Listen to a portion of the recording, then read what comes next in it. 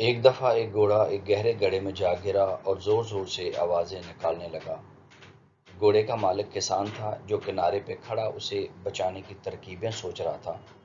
جب اسے کوئی طریقہ نہیں سوجھا تو ہار مان کر دل کو تسلی دینے لگا کہ گھوڑا تو اب بوڑھا ہو چکا ہے، وہ اب میرے کام کا بھی نہیں رہا، چلو اسے یوں ہی چھوڑ دیتے ہیں، اور گڑھے کو بھی آخر کسی دن بند کرنا ہی پڑے گا، اس لیے اسے بچا کر بھی کوئی خاص فائدہ نہیں۔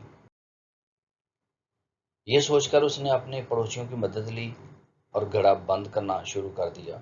سب کے ہاتھ میں ایک ایک بیلچہ تھا، جیسے وہ مٹی، بجری اور کوڑا کرکٹ گڑھے میں ڈال رہے تھے۔ گھوڑا اس صورتحال سے بہت پریشان ہوا، اس نے اور تیز آواز نکالنی شروع کر دی۔ کچھ ہی لمحے بعد گھوڑا بالکل خاموش سا ہو گیا۔ جب کسان نے جھانکا تو یہ دیکھ کر حیران رہ گیا کہ جب جب گھوڑے کے اوپر مٹی اور کچرا پھینکا جاتا ہے، تب تب وہ اسے جھٹک کر اپنے جسم سے نیچے گرا دیتا ہے اور پھر گری ہوئی مٹی پر کھڑا ہو جاتا ہے۔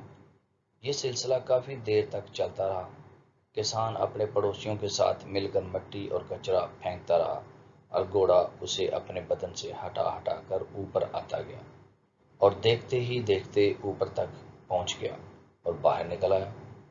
یہ منظر دیکھ کر کسان اور اس کے پڑوسی سکتے میں آ گئے۔ زندگی میں ہمارے ساتھ بھی ایسے واقعات رونما ہو سکتے ہیں کہ ہمارے اوپر کچرا اچھالا جائے، ہماری کردار کشی کی جائے، ہمارے دامن کو داغدار کیا جائے، ہمیں طعن و تشنیع کا نشانہ بنایا جائے۔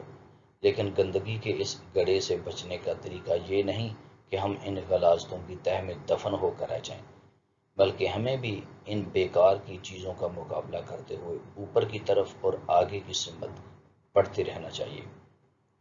زندگی میں ہمیں جو بھی مشکلات پیش آتی ہیں وہ پتھروں کی طرح ہوتی ہیں، مگر یہ ہماری عقل پر منحصر ہے کہ آیا ہم ہار مان کر ان کے نیچے دب جائیں یا ان کے اوپر چڑھ کر مشکل کے کنویں سے باہر آنے کی ترکیب کریں۔ خاک ڈالنے والے ڈالتے رہیں، مگر پرعزم انسان اپنا راستہ کبھی نہیں بدلتا۔